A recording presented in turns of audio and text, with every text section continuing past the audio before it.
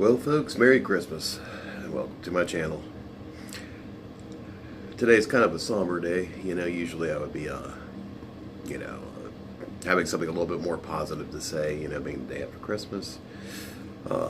Yes, me and my family did have a nice Christmas. It was just one of the last years and get to see, me is 16 now and not too much longer, not going to have the Christmas mornings anymore and stuff, so yeah, it's going to kind of suck, but, it's really nice to see her so excited under the Christmas tree opening her presents.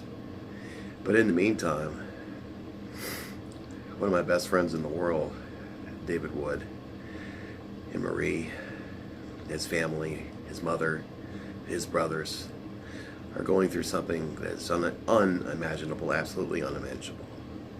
A few days before Christmas, his brother had made the decision to take a few pills. I mean, what's the big deal on that, right? I mean, it's West Virginia. Seems like everybody's doing something around here. But he thought he was taking ecstasy. And, I'm not saying it's a good thing or a bad thing or whatever, but, it's definitely not legal. Definitely not a good idea. And apparently he got a bad batch. And now he's at Ruby in the ICU unit. Been in there for a few days. Swelling on his brain is starting to go down a bit. I mean, there are some positive steps that are going forward, but looking at him laying in bed and knowing that it's just this little kid, and just seeing him like that is just really brings home what's going on in West Virginia, and not only just here in West Virginia, but everywhere in the country. I just don't know what to say about this. All the rehabs in the world, all the beds open in the world, which West Virginia has a woeful rehab program. I'd really like to know where all that federal money went, for treatment and stuff. Morrissey, really, you remember him, Morrissey, or, anyways. I don't want to go into all that, Mylan and all that stuff, the pharmaceutical company. But I mean, the main point is the stuff, he basically sold us out to the pharmaceutical companies. There is no money. I mean, it's really not that much money at all, to, go after this problem here, with drugs in West Virginia. Meth is taken over. Amphetamines is what put them there between, the E, meth, whatever. And it's all the same thing. I mean, basically, just different pH levels. And, just another casualty in this so-called drug war, the United States has been leading against us. And I just, I'm going to try to keep this short tonight. Just some observations. If any of you, are just thinking that this is just another, this whole thing with Trump in office, I don't think anybody here, has any disillusions. I'm not a Trump fan, but I am a Trump fan. He's kept his promises. He's the first politician in my lifetime who's actually kept his promises. I am conservative. I don't believe in abortion. Let's not get into that one, all right? I just don't believe in a lot of the stuff that the liberals are supporting right now and stuff. Como, New York. I mean, I'll tell you things I like to do to him. But anyways, getting back to the point. The drug problem in the United States has reached epidemic proportions. We incarcerate more people in the United States per capita than any other nation, including third world nations. We rank as far as a nation of wealth, like 12th on the list. Ireland is above us. Gross national product, all that stuff. 1% of the world owns 52% of all the wealth in this country. And did you ever really sit down and think and wonder where all these drugs are coming from? Do you really think that these outlaws have come up with this perfect system, in which they're able to secrete the drugs into the nation and make sure that our youth gets it, make sure certain minority groups get it, and stuff. And let me tell you what, minority groups, I also mean poor whites. I mean people in trailer parks and stuff, man, that have been struggling, man, living, literally paycheck to paycheck, stuff like that. This is a blight on our country. seeing David's brother Matty laying in that bed today in ICU is just one of dozens and dozens and dozens of people. I've literally run out of tears. I really thought that I'd be very upset, emotionally upset and stuff, but there's just that certain, I don't want to say coldness at all, that's not like that, but there's just that certain, I don't know, fatality, to see him laying there, just hoping to God that he'd somehow come out of that coma, his mama needs him, his family needs him, that family's beset with tragedy and stuff, this drug thing has swept through their family like wildfire, as it has so many others. I can't even give you a count. I'm a tattoo artist, as many of you know. I can't count how many clients and friends that I've had that are dead now, and just in the last 2 years. And I don't have any more I just don't have any more tears anymore. I can't even. I guess I'm becoming desensitized to it, which is awful. But what do we do? What's the answer here? When I was pulling into the hospital, of course I got lost. I always get lost everywhere I go. Excuse me. And I noticed a truck and it had a huge thing on the back, and it said, "Kill your local heroin dealer." And I'm thinking to myself, man, wow, it's come to that now. Got a point. And stuff, man, they're selling heroin that's laced with fentanyl, or it's all fentanyl, and it's just killing people left and right.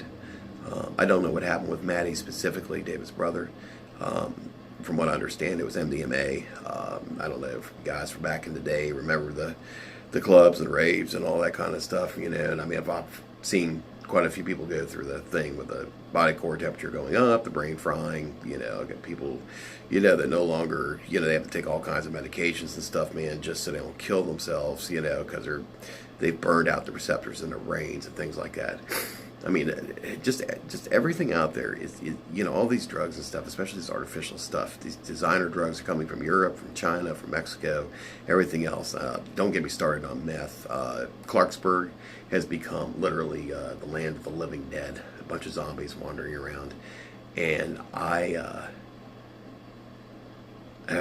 we need to do something about this. If our representatives aren't going to do anything about it, then we need to do something about it. I think a lot of people have forgotten that the Constitution and stuff really, really concentrates on we, the people. And we've lost sight of that. And they've done it to us and stuff, and the fact they keep us so busy. I mean, most families and stuff have to live on 2 incomes and stuff. There's no other choice. It's tiring, it's bone wearing, 16, 18 hours a day often. I mean, things like that. I know oil field workers that work up to 110, 120 hours a day because they know their jobs aren't going to be there long.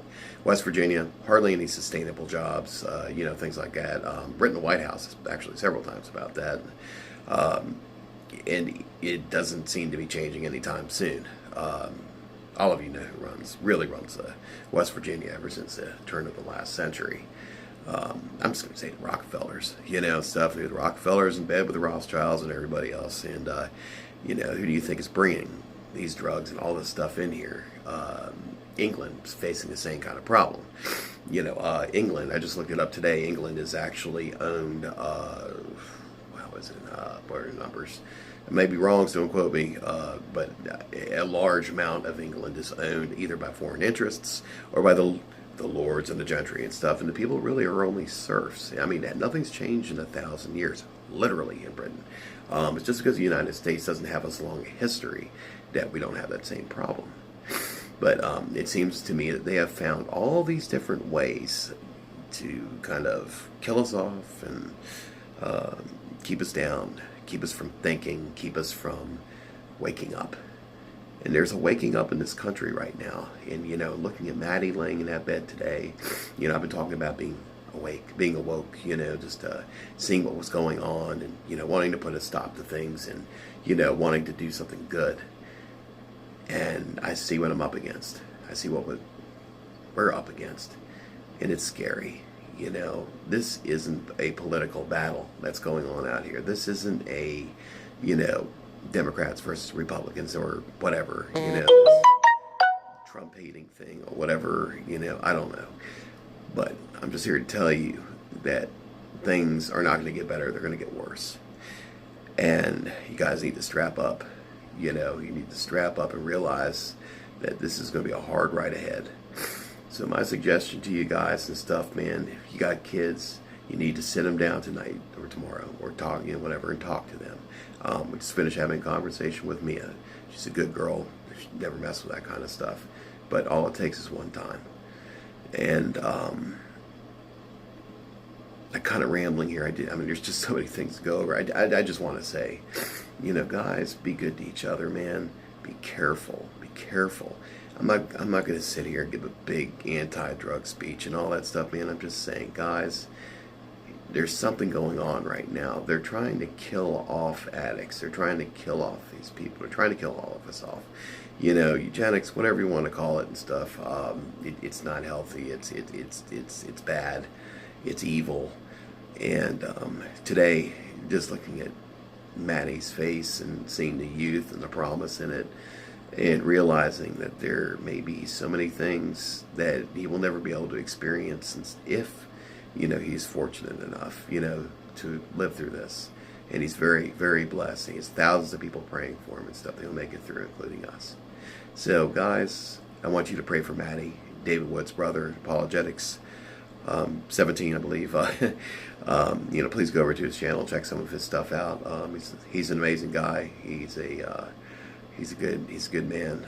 He's one of my oldest friends. Guys, support him. Much love to the family and stuff. And I just want to say to all of you tonight, I hope you guys had a wonderful Christmas. And I hope this coming year is a better year for everybody. And God bless all of you, man. And please be careful. I love all you guys, man. Take care. You have a good night. Signing off. Snarky, the tattooed guy.